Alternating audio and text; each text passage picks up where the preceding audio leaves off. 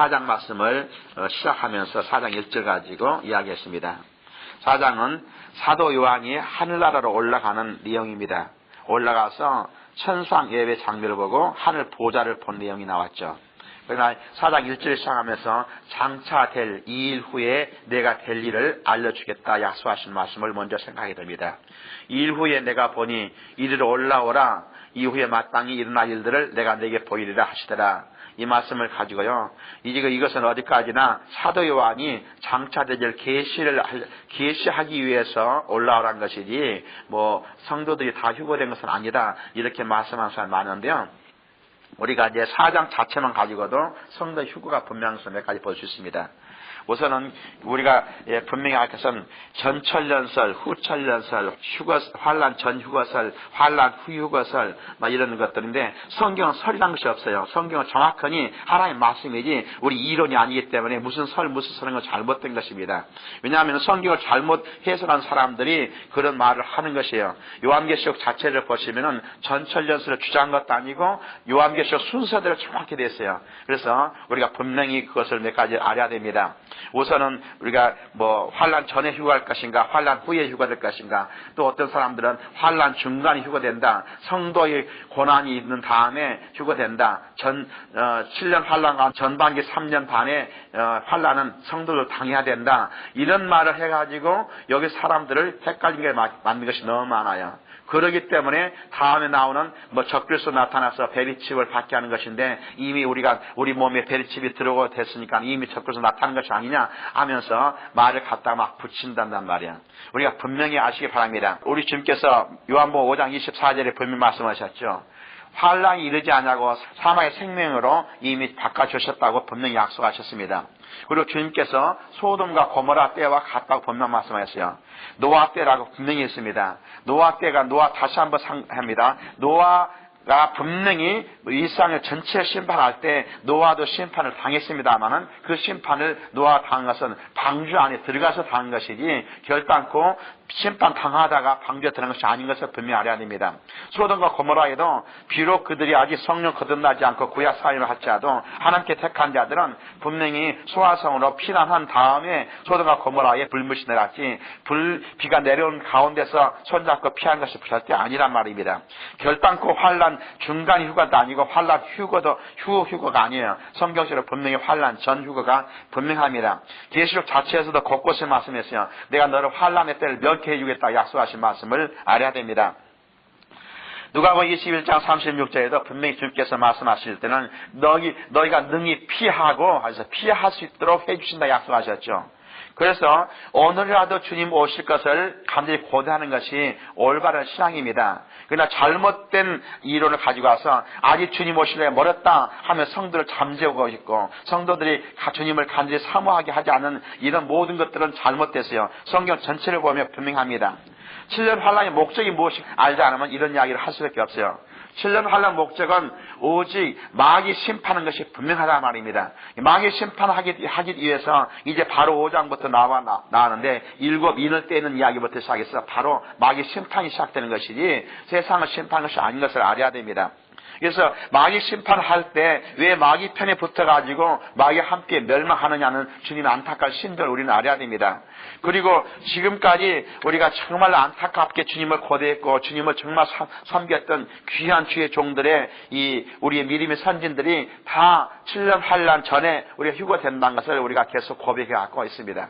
지금 미국에서도 아주 크신 목사님들 일일이 말씀드리기는 그렇지만은 다 그래요. 베님 목사도 그렇고 여기 나오는 갈보리 척선위에서 목사님이 우리 교회 와서 강의할 때도 그렇고 전부 7년 환란 전입니다. 성경은 그렇게 돼 있고 그렇게 이야기하고 있어요.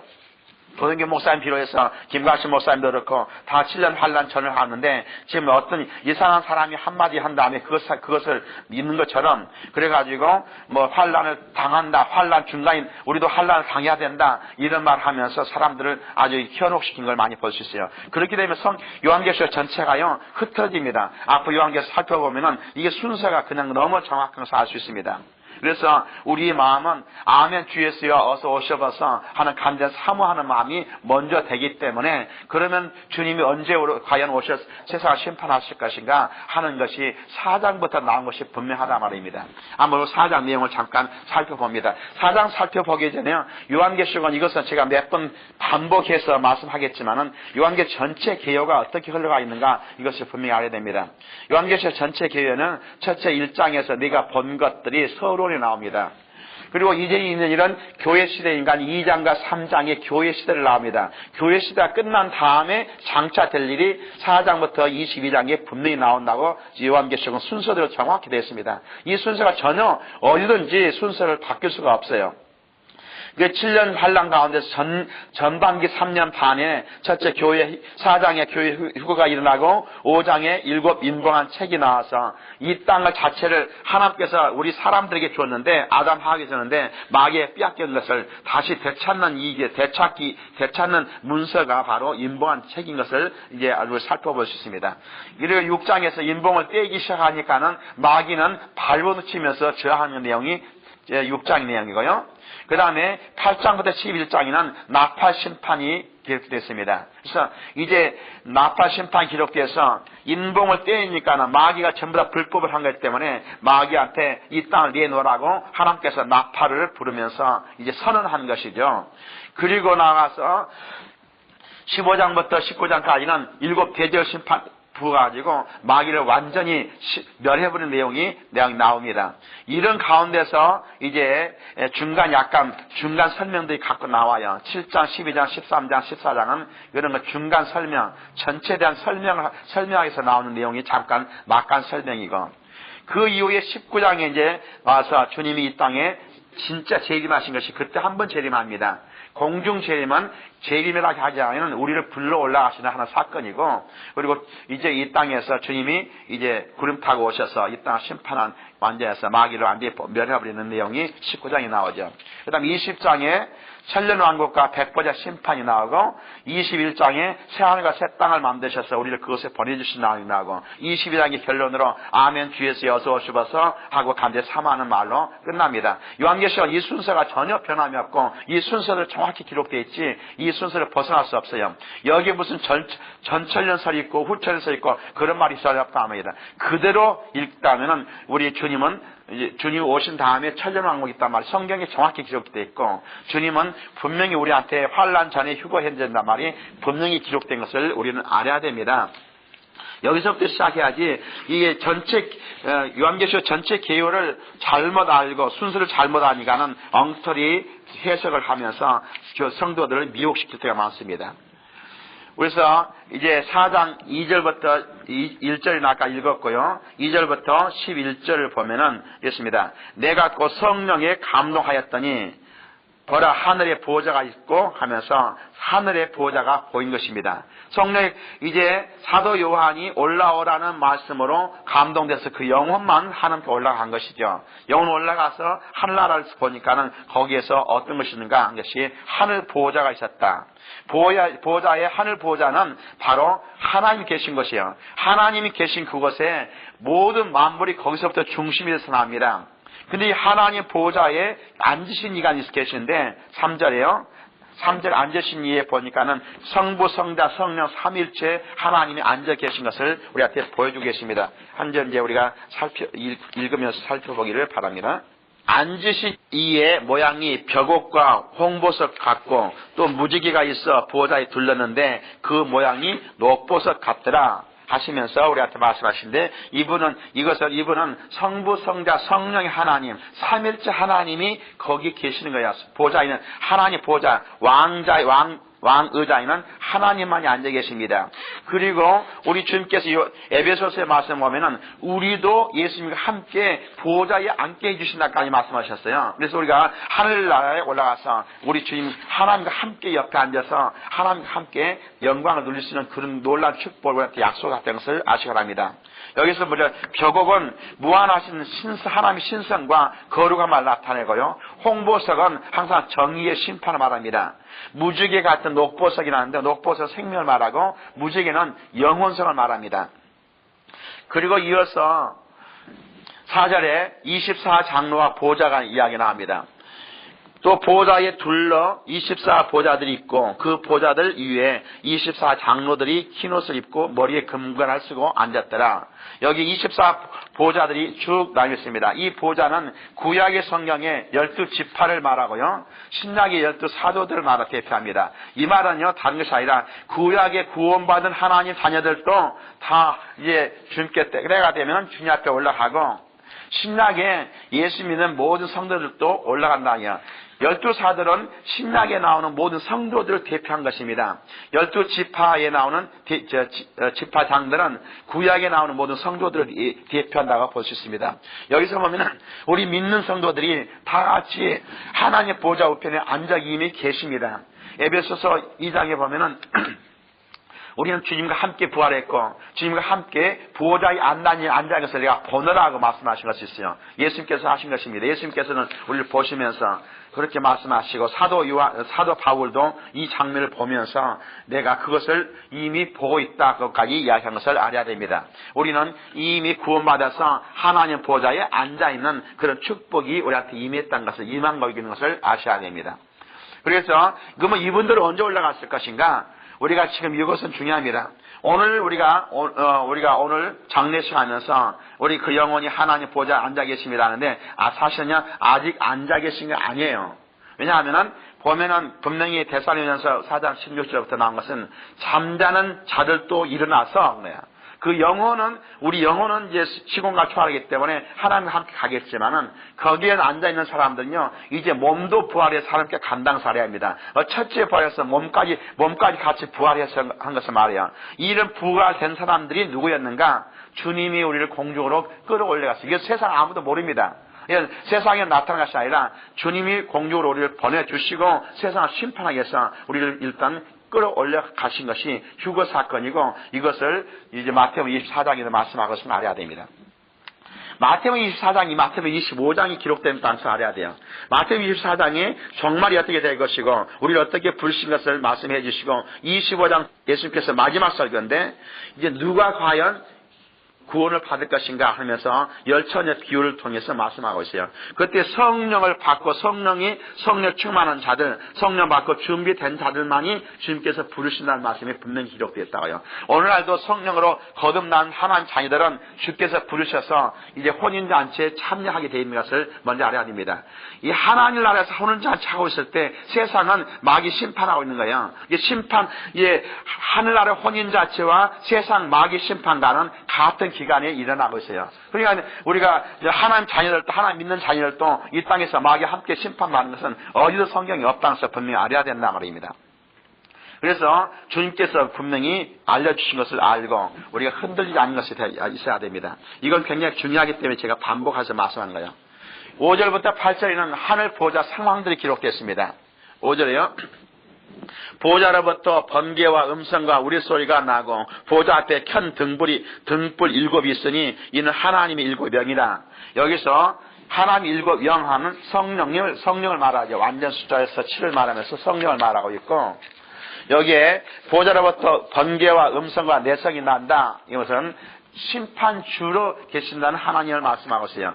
그 다음에 보좌 앞에 수정과 같은 유리바다가 있다. 하나님이 견고한 하나님의 말씀 이걸 말하고요. 다음에 읽어보면 우리가 순교당한 성도들이 유리바다 위에 서 있던 것을 볼 수 있어요. 이때 순교당한 성도들은 유리바다 위에 있더라. 그 말씀이요. 이건 언제 순교당한지 아세요? 신령 환란 가운데 순교당한 성도들이 이 유리바다 위에 하나님의 말씀 가운데 있다가 다시 주께서 그들을 불러 올라간 장면이 계시록에 몇 번 기록됩니다. 보좌 가운데와 보좌 주변에 네 생물이 있는데 하고 말씀해요. 네 생물. 여기서 우리가 좀 살펴보겠습니다. 그 첫째 생물은 사자 같고 둘째 생물은 송아지 같고 셋째 생물은 얼굴이 사람 같고 그 넷째 생물은 날아가는 독수리 같은데 하고 말합니다. 여기에서요, 이것을 하나 사자, 송아지, 사람, 독수리, 이게 어떤 생물인 것인가? 물론 세상에 있는 모든 생물을 대표하는 것도 됩니다만은, 그보다는 예수님이 이 땅에 오셔서 말씀 남겨두시고, 예수님의 모습을 우리가 볼 수 있다고 볼 수 있습니다. 요즘 보시면 사자는 이 땅의 왕입니다. 모든 동물의 왕이죠. 왕으로 오신 예수님, 마태복음이 주로 사자복음이라 말해야 합니다. 그 다음에 송아지복음은 송아지라 하지만 소복음은 송아지는 이 땅에서 헌신하고 일하는 사람이에요. 종으로 오신 예수님을 송아지복음이고 마가복음이 바로 종으로 오신 예수님을 상징하고 있고, 마가복음은 다른 내용이 아니라 예수님께서 곧 즉시 곧 하시면서 연속적으로 일하신 장면을 보여주겠습니다.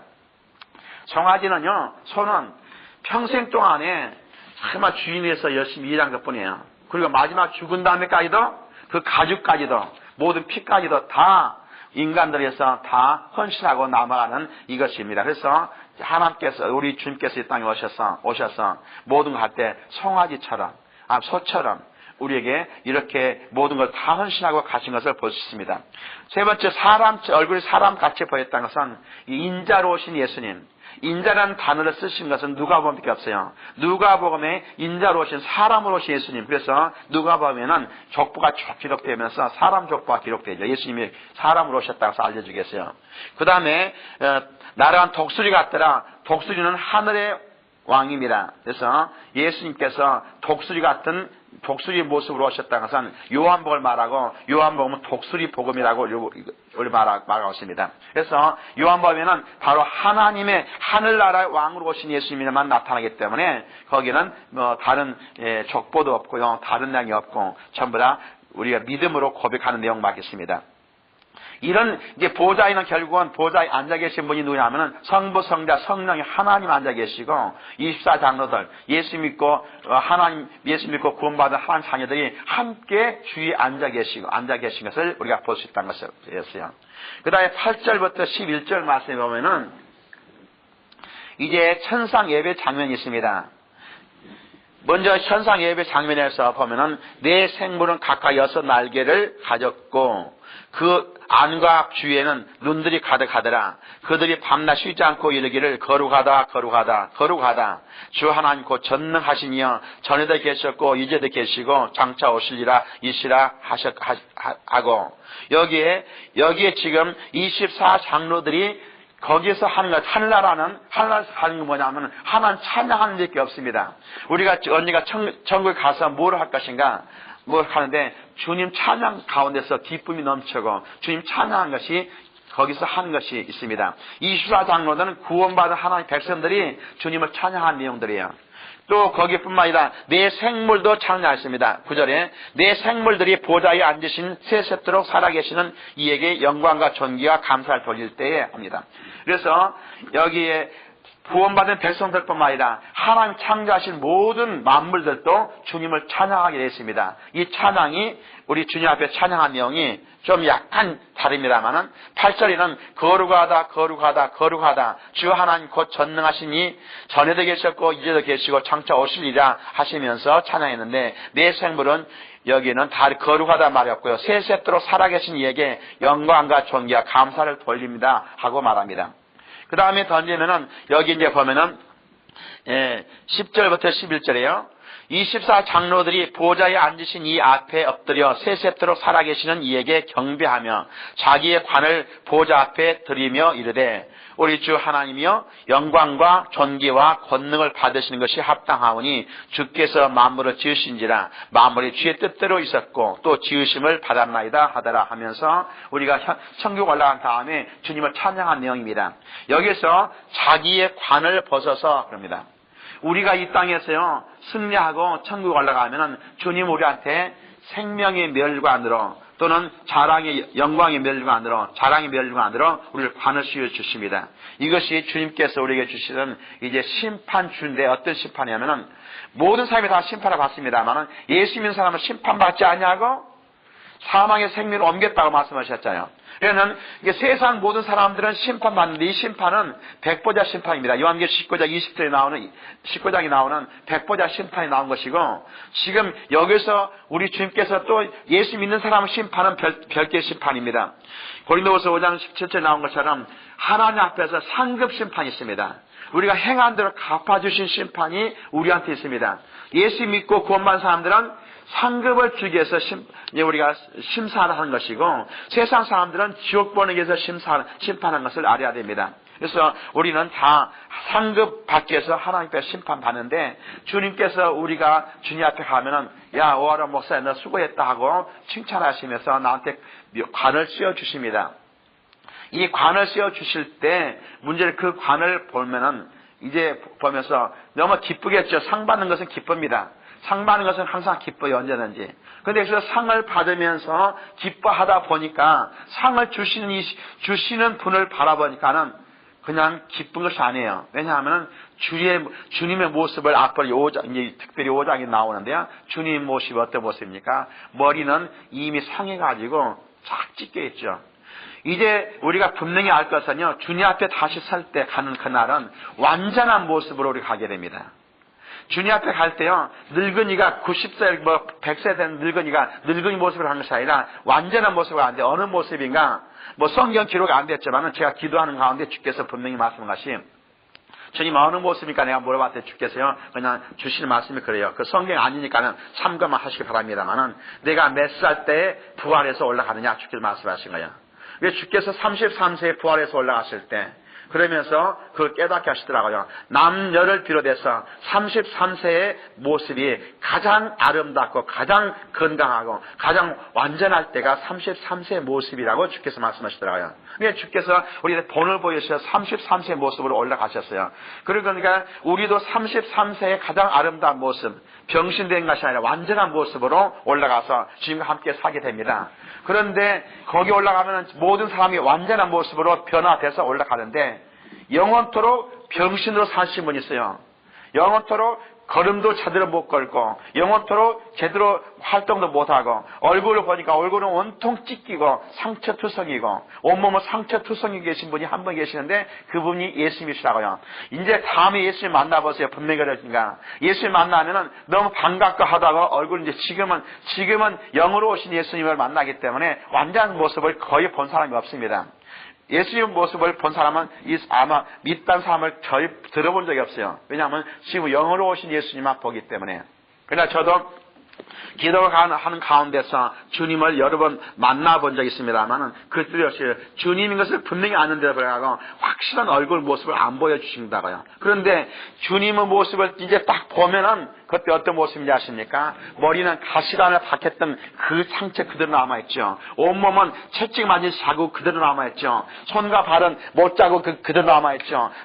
발은 그냥 발목에다 그냥 못을 박아갖고 걸음도 제대로 못 걸으시는 그 모습이 남아있죠. 그래서 5장에 읽어보면 일찍 죽임을 당한 어린 양 같더라 이 말이 나온 것이 바로 있습니다. 예수님의 모습만큼은 왜냐하면 우리는 죽었다가 부활하면서 새로운 모습으로 변화돼갖고 올라가지만은 주님은 그 자체가 이 땅에 오시면서부터 그 자체가 성체입니다. 그 자체 영광스러운 모습이기 때문에 그분은 새롭게 변화될 필요가 없어요. 그 상태로 바로 올라가기 때문에 영원토록 병신으로 남아있고 영원토록 상처투성이 남아있는 분은 오직 예수님 한 분이에요.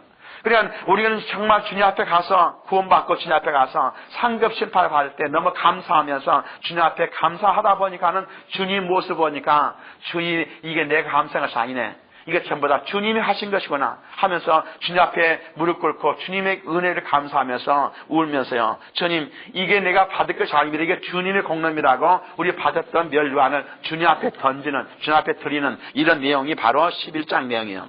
그래서 영광과 주님께서 받기에 합당한 것이에요. 하시오지 내가 받는 것이 아닙니다 하는 이런 고백을 할 수밖에 없다는 것을 아시기 바랍니다. 주님은 영원토록 우리의 주님이 되시고 우리 인도하십니다.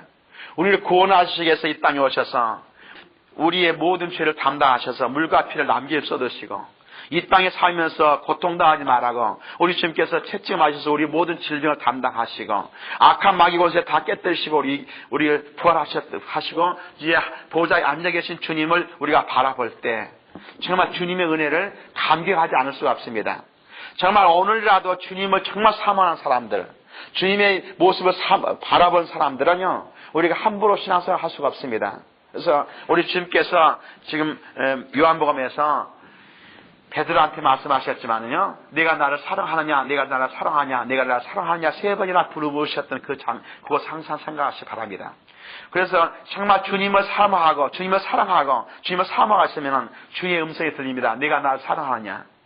우리가 정말 주님을 사랑한다면 주님이 오늘라도 오시기를 간절히 사모하는 성도가 되어야 됩니다. 그럴 때 정말 주님이 오늘라도 오시기를 간절히 사모하는 성도가 된다면 요한계시록이 저절로 쭉 읽기만 해도 다 깨닫게 돼 있습니다. 이상한 사람들이 이상한 이론을 만들고 설을 만들고 하는 것이 아니라 그대로 읽는 대로 앞으로 5장부터 나간 순서도 그대로 나가겠습니다만 한 장도 왔다 갔다 할 필요 없이 그대로 읽어도 다 되도록 되어 있는 것이 요한계시록 내용입니다. 여기서 어떤 설을 가지고 이야기할 필요가 전혀 없단 말입니다. 그들이 말한 것이고 예수님께서 우리한테 알려주신 모든 내용들을 우리는 깨닫고 정말 성경을 제대로 보고 주님 오실 날을 간절히 사모하시는 성도가 되시기를 예수님 축원드립니다.